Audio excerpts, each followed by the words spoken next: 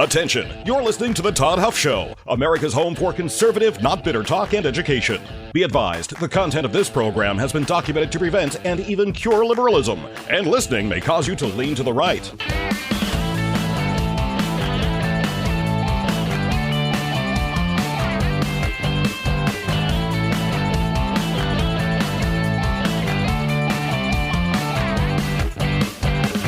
And now, coming to you from the Full Suite Wealth Studios, here's your conservative but not bitter host, Todd Huff. I hope you had a good weekend, my friends. I certainly did. It is good to be back here with you on this Monday. I want to talk today about this fight about the trans agenda in the so-called WNBA, which is supposed to stand for women's, which of course no one in that league can seem to define other than maybe Sophie Cunningham of the Indiana Fever. But I want to talk about this, and I did not make this an issue. If you're a conservative, if you're just a normal person out there today who understands the differences between men and women, you did not make this an issue. The radical left, made this an issue, and now they're mad at you. They're mad at me that this is an issue. I guess they just want us to roll over and accommodate whatever wacky and crazy idea they come up with next. But that's what I want to talk about today. You're welcome to join the conversation. You can text your thoughts and questions, feedback. Yes, even a little bit of adoration and praise. Kidding, not kidding, my friends. 317-785-1030 or email Todd at toddhuffshow.com. My friends, let's be honest. When your financial world starts getting a little bit more complicated, you need more than one-size-fits-all advice.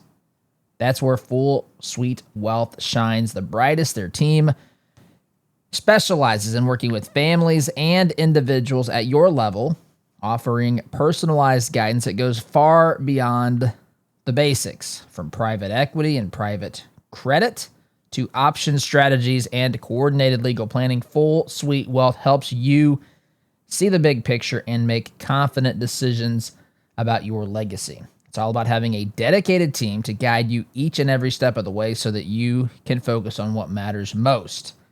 If you want real confidence in your financial life, visit fullsuitewealth.com today. That's fullsuitewealth.com. Build your legacy, secure your future. So, once upon a time, my friends, there was a world that was semi-sane. Now, I want to say semi-sane because this world has never been completely sane. This world is broken. This world is, it has some people in it with some crazy, whacked out ideas. But once upon a time, there were two groups of people on this planet, and everyone seemed to understand it. There were women and there were men. And we have seen a society attack that fundamental basic truth. Now, some people listen to these discussions on trans sports and the definition of what a woman is and all this sort of stuff, and they simply tune out and they say, well, Todd, this stuff doesn't matter in the full political landscape here. This is a marginal group of people, small, tiny, on the fringes, who are living in their fantasies, and it doesn't impact me, right? I know what a woman is.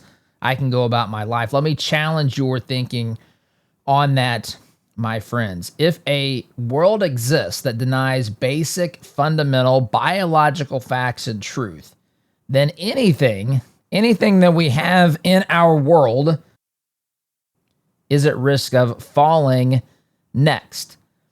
In other words, if you have people who deny the most basic and fundamental truths of this universe, how can you possibly expect them to accept the second step of things that are fundamentally true, things that are maybe slightly less evident? I mean, this is as simple as it gets, defining a man and defining a woman. But yet here we are today. My friends, this matters tremendously. If you think that you can have a country full of people that don't know what a woman is, that can somehow contribute to our society, who somehow vote for people who make sense when they talk about their programs and agendas and platforms and so forth, if you think that that's possible, may I suggest that you rethink that. This is, listen, denying these fundamental truths about reality and life have ramifications far down the line, my friends. And listen, we don't want our kids growing up in a world where these things that are absolutely insane and ridiculous are presented as an alternative, as a reasonable alternative view of the world. That's simply ridiculous and insane. This stuff has to be stopped. And so 30 years ago, the WNBA was formed. They call this league the W today. Simply the W. The W, of course, supposedly stands for women's, and the Women's National Basketball Association cannot define what the first word in their organization actually is. Women's. This is a big, big problem, my friends. And so 30 years ago, they started this sport with, of course, the funding and the subsidies from the NBA, which still, by the way, subsidizes this league. This league cannot make money on its own, even with the likes of Caitlin Clark and so forth. But nonetheless, more importantly than that, they don't know who should even be in the WNBA because they cannot define what the W is. And so this, of course, trans women in sports has been an issue for some time. This should not be an issue amongst people who have brains, amongst people who understand fundamental basic biological truths. But here we are. We have the WNBA who can't define what the W means. And you have people who are trying to say that biological men can undergo some wishful thinking and somehow become women. It's just simply ridiculous and absurd. And listen, I am not. One of the things that, some people don't want to touch this with a 10-foot pole. And one of those seems to be Caitlin Clark. And I want to talk about that here as we go through the program today. I don't care. I'm interested in truth. But one of the things that make people not want to touch this or talk about this is that people accuse you if you come out and say what a man is and what a woman is, and that this is not normal, that this is not a good thing to be confused about this. This is not a good thing to be arguing for trans athletes in sports and so forth. One of the reasons people don't want to come out and say that is not because they don't think that it makes sense. No, it's because they're afraid of the attacks, of the arrows that come from the other side. And one of the most common attacks is that if you come out against trans athletes or, say, trans women in women's sports, which again, I'll say it again, I get criticized relentlessly on social media every time I play this clip, but I might play it again today because I don't care. I'm interested in truth. I don't care what people have to say about me who are deranged, who are blinded to truth, who are full of anger and rage, and some of whom want to basically issue death threats against people who say these things. They can say whatever they want. Of course, if they're saying illegal things, they should be held accountable for that. Nonetheless, one of the things that make people not want to accept these, to step into the fray and say this is that they're accused of hating people who are trans. Listen, I think that speaking the truth is one of the most important things that we can do. I think sharing the truth is a very loving act. Love is when you have someone's best interests at heart, at mind, when you truly want what's best for the other person. And if we think that allowing people can make their own choices. I'm consistent in this. They can choose to be delusional if they want, but they cannot force me and force you to go along with their delusion, to support their delusion. And that is where we are today, my friends. The people on the left want us, people in the trans community insist. They don't even just want us to, they insist. They demand that we go along with their distorted view of reality and say that it's normal and say that it's acceptable and say that it's aligned with truth and so forth. And that is absolutely not going to happen. There are plenty of people like me who simply are not going to go along with that ride. And so we have this conflict. And they say if you don't support allowing biological men and women's sports, that you hate trans people, which is absolutely absurd.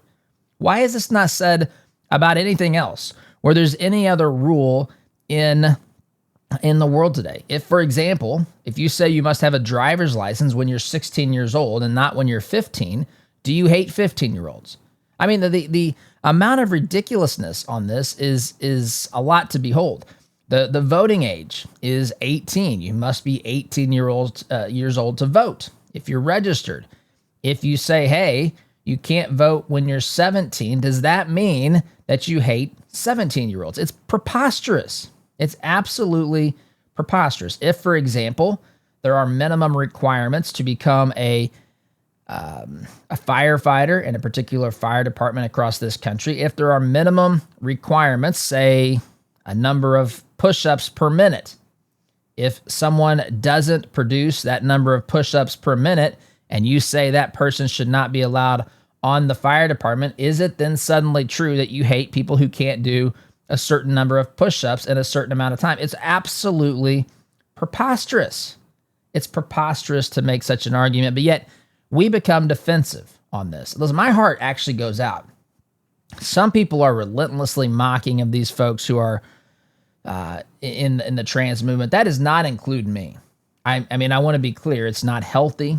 It is delusional. There's something very wrong if you are a biological male or female and say that you're the other gender. There's something tremendously wrong in that.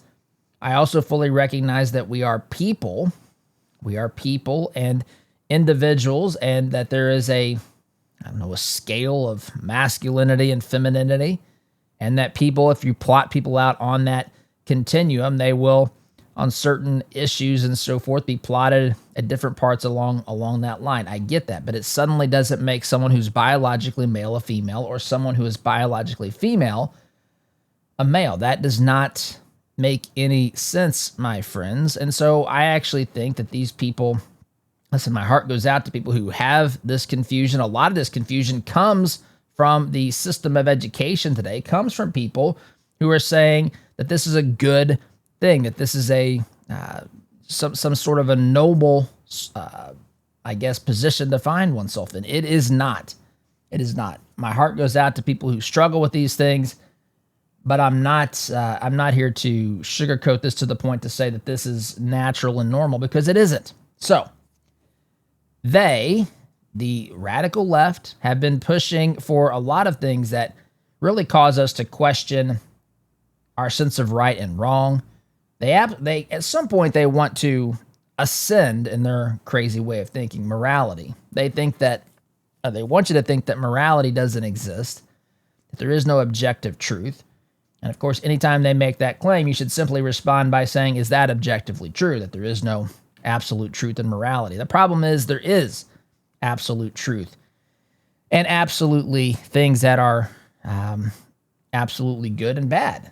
And they don't like that. I've shared on this program before, I think these folks are committed to darkness. They don't like I think they're convicted for the things that they believe that are wicked, and they don't want to hear externally what they wrestle with internally through their own convictions. I do think that there's a point at which someone can cease to even care about right and wrong. I think there's a point where someone becomes an absolute reprobate, to where they have no ability to even see the error of their ways and to see the things that they are endorsing as absolute evil. I think they lose the ability at some point to say that, but it does take some time, and people realize some of these things are so obviously true that there is no way around it but accepting the truth or living in denial, to the point to where you insist other people echo your own delusional thoughts and way of thinking.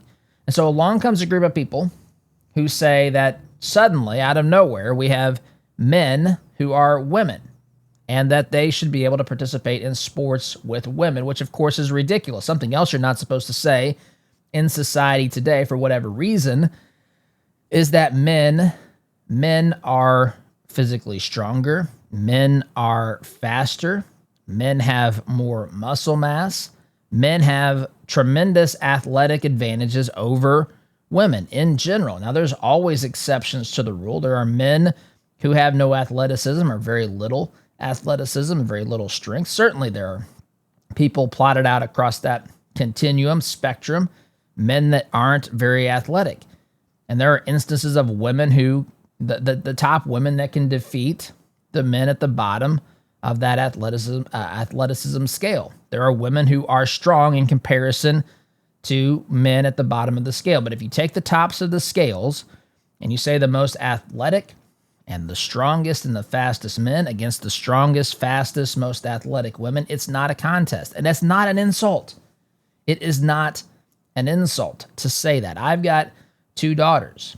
They play sports. Sometimes they do play co-ed. You know, when they're younger in elementary school, middle school, maybe even beginning of high school, early high school, freshman sort of thing, it may be a little bit different. But by the time the boys hit puberty and they get to be 17, 18-year-old boys, it is a different world.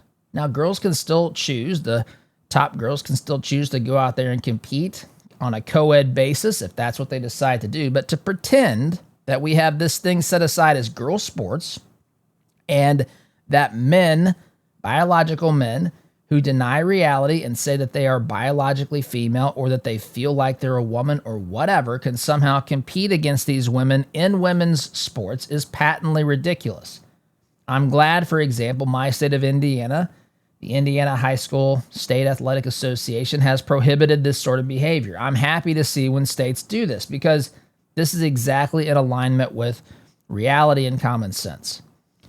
But for some reason, this is offensive. It's offensive to people who don't believe truth. It's offensive to people who want to undermine absolute reality, who want to undermine morality, Western civilization.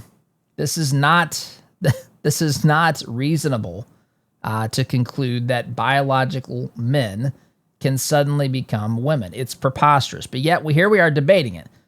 So a lot of people don't want to talk about this, especially if they're on the side that I'm on, because they are relentlessly attacked and booed and so forth, which we'll get to in a moment. Sophie Cunningham of the Indiana Fever is one of the players who has come out and said that she doesn't want trans athletes in girls' sports, and kudos to her. She has an entire fan base now. She's probably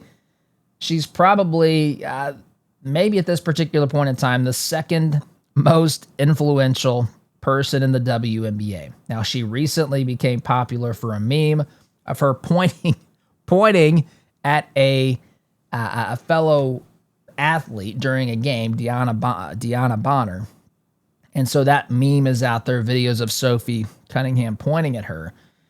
But this has actually made her even more popular. She was asked about this, men and women's sports. She says this needs to be stopped. Women's spaces, girls' spaces need to be protected. Female athletes need to be protected. They need to have their own space. They absolutely do. They absolutely do. This, of course, causes people to hate her. But it also causes a lot more people to love her. Absolutely a lot more people to love her. And so this has become a thing in the women's NBA, WNBA, the Women's National Basketball Association. All sorts of players and coaches have been asked about this recently during press conferences, and I want to play at least one of them here. Here's Sophie Cunningham's coach,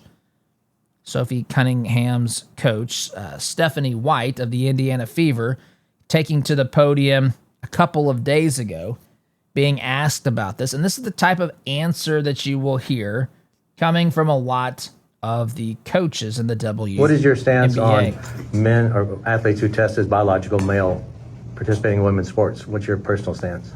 Yeah, I mean, I don't know that I would say that I'm educated enough from a scientific standpoint. You got to get alive. I don't ever believe that exclusion is an answer. I just don't. I do think, when we think about various levels of sport, various governing bodies of sport and things that go into that, like I said, I'm not educated enough at the different levels. I know growing up, I played with the boys all the time. So there you weren't would, girl sports. Would you welcome a biological male in WNBA? So they are boys. Again, it's like, I don't know, when we talk about biological male and scientifically where we are, I think it's a totally different scenario. As I said, I'm not educated enough in terms of transgender and transitioning to give you a smart answer. That's obvious. I would say, though, that I just don't feel like exclusion is an answer, and I think that we need to have deeper, more layered conversations. And you'd be okay with them in the locker room? Everybody, Annie goes. Yeah.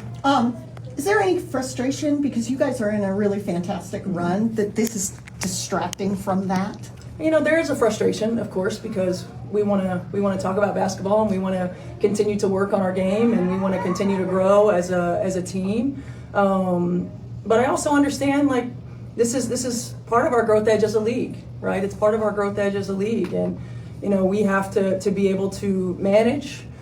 We have to be able to define what a woman is. How about that, Stephanie? This is preposterous. So they get questions like this because, again, these are obvious questions. She says she's not educated enough to tell you what a boy and a girl is. I mean, what in the world is going on here? I understand. Listen, you are at the she says she doesn't like exclusion. She's in the WNBA. By definition, they've excluded men by having the WNBA. They already have the NBA. Now they have the WNBA. She says exclusion is never acceptable. You've got to be kidding me. I mean, should we allow pedophiles to work with children? Should they ever be excluded? What is she talking about? Exclusion is never an answer. This stuff is dangerous. It's ridiculous. It's stupid. You don't have to have a master's degree in biology to be able to define what a woman is, my friends. I got to take a break here in just a moment. If you're worried about your cholesterol levels, my friends, let me ask you, would you rather take 2 soft gels a day or spend hours in your doctor's office talking about your cholesterol? I know what I would choose, and that's why I take Salty. It's an all-natural, clinically proven dietary supplement that has been proven by science to lower cholesterol. There's no prescriptions, no doctor's visits. It's not even a drug, my friends. Just 2 soft gels a day. That's all it takes to take care of your heart's health. Again, if you're interested in learning more about this, or if you want to give it a try, go to Salty.com, SOLTEA, Salty.com. Promo code Todd will get you 50% off your first 3-month supply and free shipping to boot. Salty.com, SOLTEA, promo code Todd. I've got to take a time out, my friends. You're listening here to the home of conservative, not bitter talk. I'm your host, Todd Huff, back in just a minute.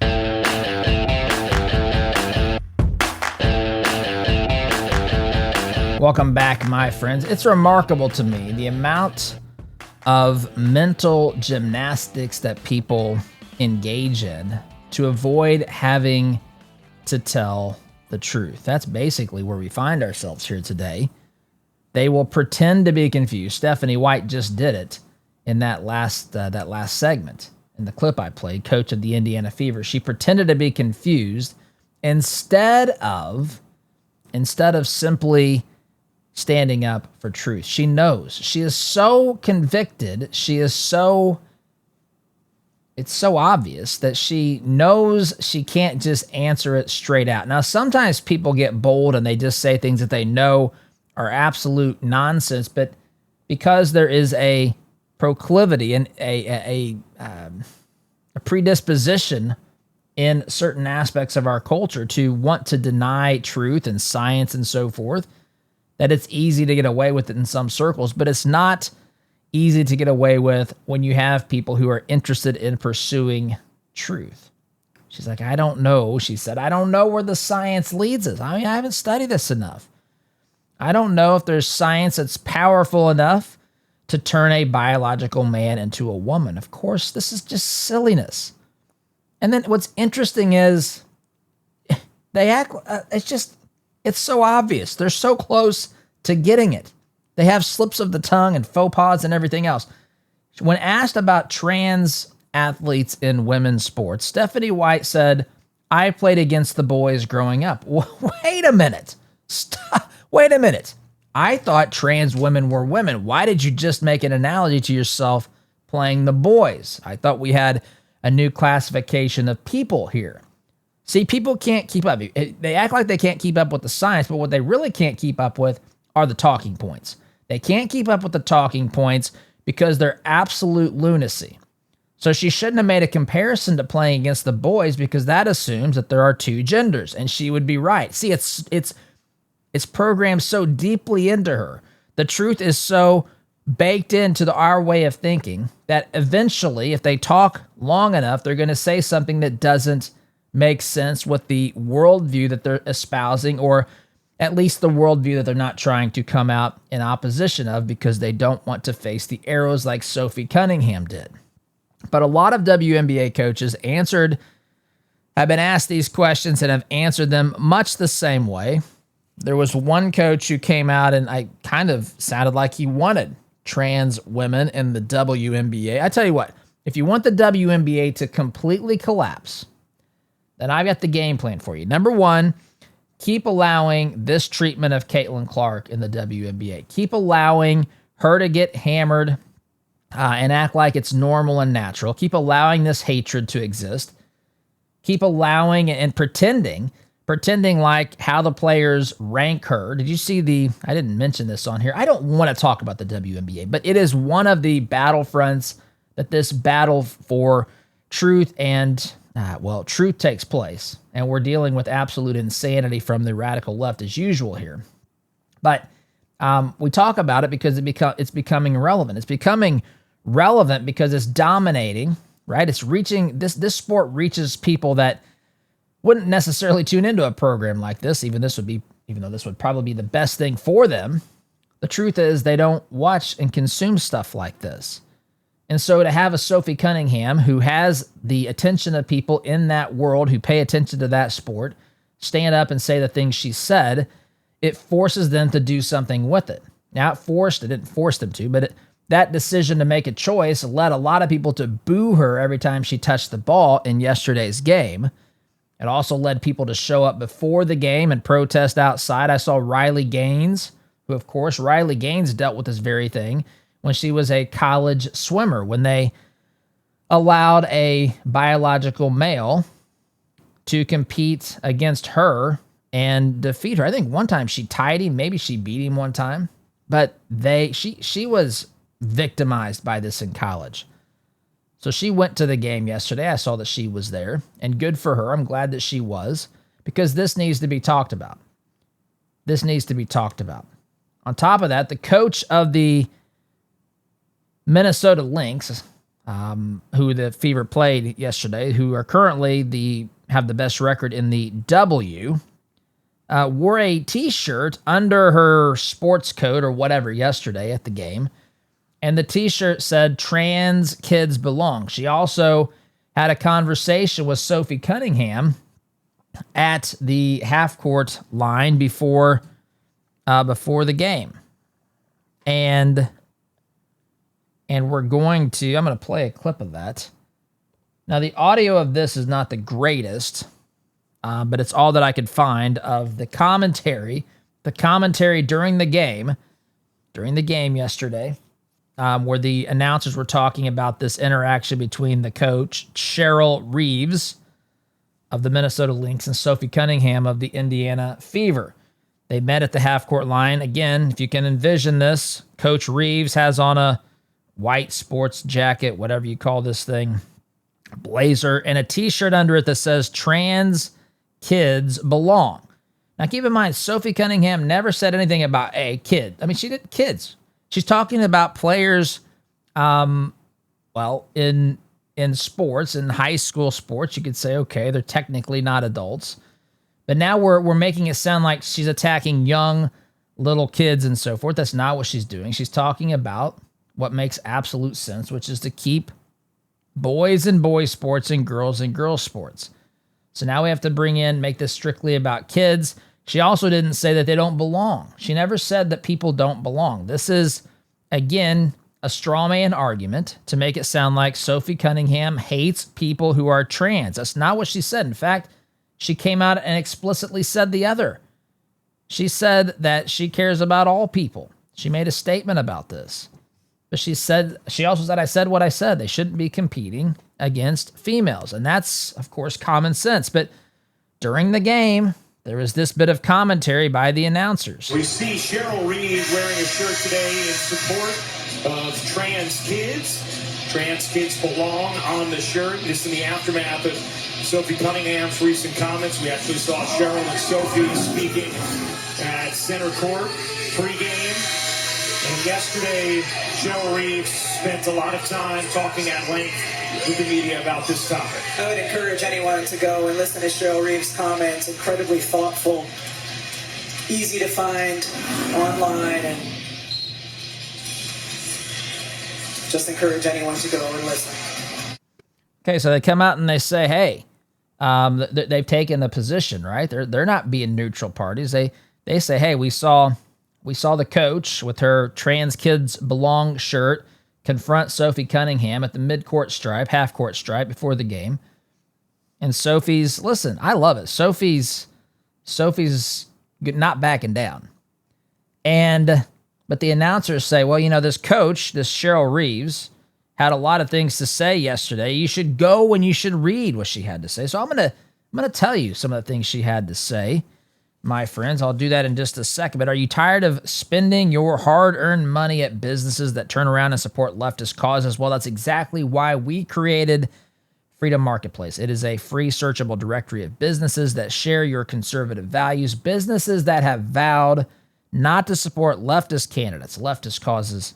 No login required, though you certainly can create an account. There's no strings attached, my friends. Just good, patriotic businesses pushing in the same direction as you. Check it out today, freedommarketplace.net. That's freedommarketplace.net, liberty and business for all. Let's go to this article here, ESPN.com. Cheryl Reeve advocates for trans athletes before Fever game. Minnesota Lynx coach Cheryl Reeve, by the way, forgive me if I said Cheryl Reeves with an S, it's Reeve without an S, reiterated her support for transgender athletes on Saturday, a day before Sophie Cunningham and the Indiana Fever visit Minneapolis for a showdown between two of the WNBA's top teams. Again, ironic to me that we're talking about the WNBA and we're confused about this. But nonetheless, I come from a space of inclusion, Reeve told reporters. The narrative that I think is problematic is to suggest that transgender athletes are the biggest problem in women's sports.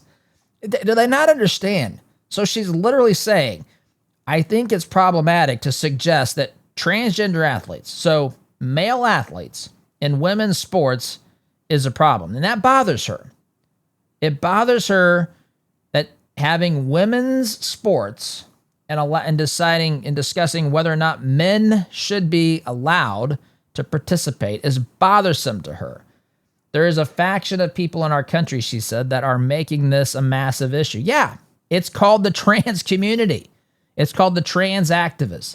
It's called the people like you, candidly, Coach Reeve, who are out there telling us that this is normal and natural and acceptable, and that if we have a problem with this, we're somehow haters in the trans community. We're not the ones that have created this issue.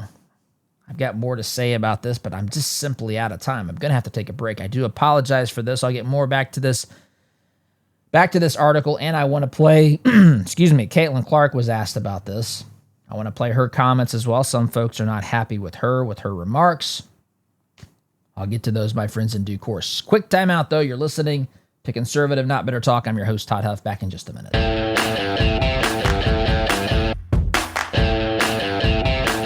Welcome back, my friends. Third final segment today. This is going to be a fast mover. I'm going to try to get to as much as I possibly can here today, my friends. I'm simply running out of time and can't get to everything that I want to get to. Friends, if you're dealing with discomfort, though, just tired of living off of prescriptions and managing those side effects, you're not alone.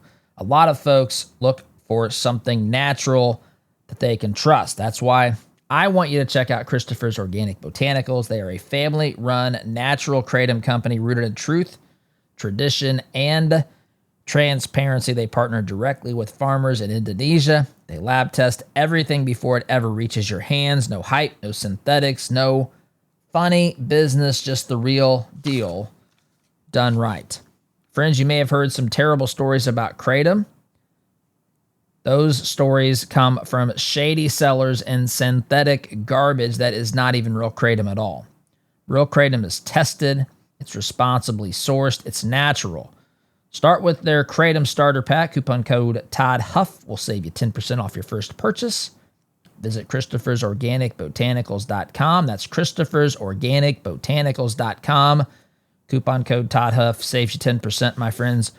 Truth, tradition, transparency. Okay, I left off last segment talking about the comments made by Coach Cheryl Reeve of the Minnesota Lynx. She says this: I got a lot of negative feedback about, I'm sorry, that's I've skipped ahead here to Sophie's response.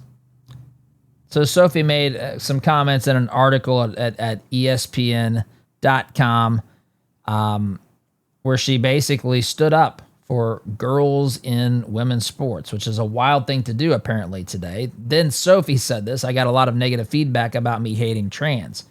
And I'm like, I never once said that. I think that I am here to extend love, but I also think with that love is truth. That's right. Being honest, she says. And I want to protect young girls in a locker room or young girls in a sport who shouldn't have to go against biological men. You can add that. You can add to that and say professional women. This is the WNBA. This is delusional to think that that includes people who are biological males. So, let's see here. Reeve said this. So there's demonstrators, right? There's demonstrators on both sides outside of these games. They're yelling at each other and all that sort of stuff. But she's coming out and basically supporting the agenda here. She says, I don't think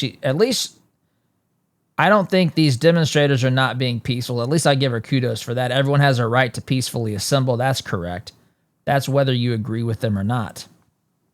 Reeve added that she thought the topic required nuance, especially when looking at competitive and elite sports beyond puberty. That's actually when the difference is the greatest, Coach Reeve. She says this too. That's where I say common sense people get together and you find common ground. I thought we had common ground. I thought common sense was running the show when it said men should not be in women's sports. Find a way to be inclusive, she said. The answer isn't no. I hate these sorts of comments. Anytime you make a declarative statement, anytime you make a formal, have a formal solution on anything, anything that doesn't fit into that box is no, right? If you are to say that we exclude men from competing in women's sports, which is what they should do, then they're saying no to the men who are not women. If they say yes, you can compete, then the answer then you're saying no that you have a women's sports league. This is not, you're saying no to something. Right? I get this even as a Christian. People act perplexed when I say, as a follower of Jesus, that Jesus, more importantly, the Bible says, he is the way, the truth, and the life. He excludes all other paths to him because he is the way. He is God in the flesh. He died for our sins. He prepared a way for us to be reconnected with the Father. He excludes every other avenue except that one. Truth is exclusionary, my friends. Truth is exclusive. It's not hard to understand. Anyway, these are considered, I guess, to be thoughtful comments by Coach Reeve. I will say this, at least she's not completely militaristic and militant in her responses here. But Caitlin was also asked, I'm going to play this quickly. You have to listen quickly too. But Caitlin was asked about this after the game. I just got a minute or so left. Here's her response. I think for us, it's not really a discussion we really have in our locker room. I think it's for leagues and the governing bodies to work with their athletes to find solutions, but our focus is on basketball, and that's what we talk about and how we can get wins, and obviously we didn't do that tonight, so we need to find an area to improve in that way. Do you have any, reaction to the? I just answered for you. Yeah. So they asked her, and she basically says, "Look, it's up for leagues and governing bodies to figure this out. I'm here to play basketball." Now, I understand that some of you, and there's even a part of me that wishes she would have come out and said, "Look, we got to put an end to the nonsense. Women are women. We're in a women's league. We have to protect women's sports at all levels, including this level." Right? If they want to make this, I guess, a co-ed league, then have at it. I'll take my skills somewhere else and we'll build a league that people will actually watch and care about. But she didn't. And listen, this reminds me, you got to think, I'm a little sympathetic to her on this. I know that might surprise you. There's a part of me that wish she had the boldness of Sophie, but I also think she's here for basketball first. It reminds me of Michael Jordan's response when he said Republicans buy sneakers too. So I'm not going to drop the hammer on her. I kind of wish she would have come out against it, but hey, it's 2026. I mean, who knows? Who knows what's going to come next, folks? I got to run. SDG.